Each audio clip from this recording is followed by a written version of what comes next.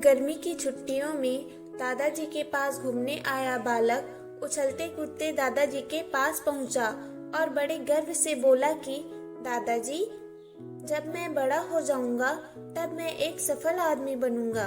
क्या आप सफल होने के कुछ उपाय बता सकते हैं?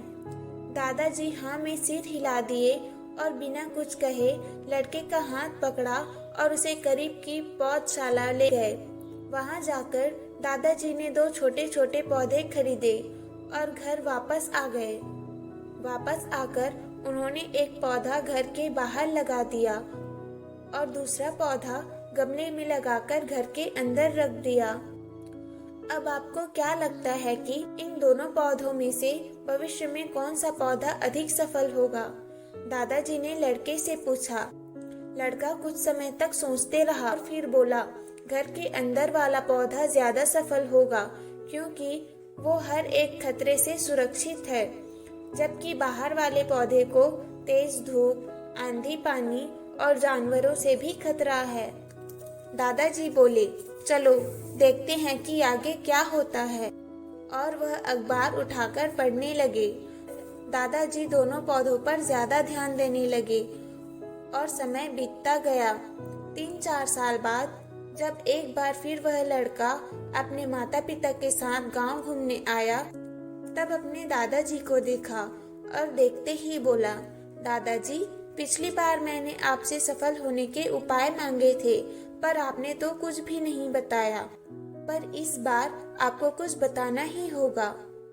दादाजी मुस्कुराए और लड़के को उस जगह ले गए जहां उन्होंने गमले में पौधा लगाया था।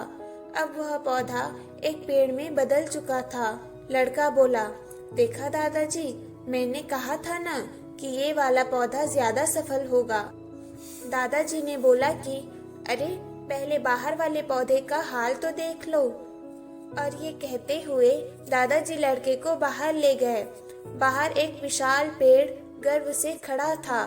उसकी शाखाएं दूर तक फैली हुई थी और उसके छांव में खड़े राहगीर आराम से बातें कर रहे थे। अब दादाजी ने पूछा, बताओ कौन सा पौधा ज्यादा सफल हुआ? लड़का कुछ शर्माते हुए बोला, बाहर वाला। लेकिन ये कैसे संभव है? बाहर तो उसे ना जाने कितने खतरों का सामना करना पड़ा होगा। दादाजी मुस्कुराए और बोले, हाँ, बाहर वाले पौधे को बहुत सी चीजों का सामना करना पड़ा, लेकिन समस्या का सामना करने के फायदे भी तो हैं। बाहर वाले पौधे के पास आजादी थी कि वह अपनी जड़ें जितनी चाहे उतनी फैला ले, अपनी शाखाओं से आसमान को छू ले।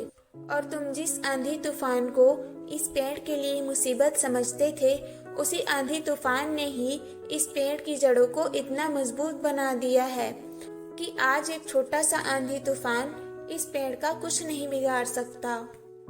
बेटे, अब जो मैं तुम्हें बताने वाला हूँ, उसे अगर तुमने अपने अंदर बैठा लिया तो तुम जिंदगी में जो कुछ भी करोगे उसमें सफल हो जाओगे।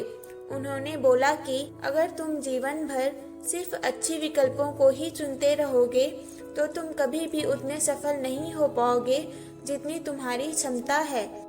लेकिन अगर तुम तमाम खतरों के बावजूद इस दुनिया का सामना करने के लिए तैयार हो तो तुम्हारे लिए कोई भी लक्ष्य हासिल करना असंभव नहीं होगा। लड़के ने लंबी सांस ली और उस पेड़ की तरफ देखने लगा। वह दादाजी की बातों को समझ चुका था।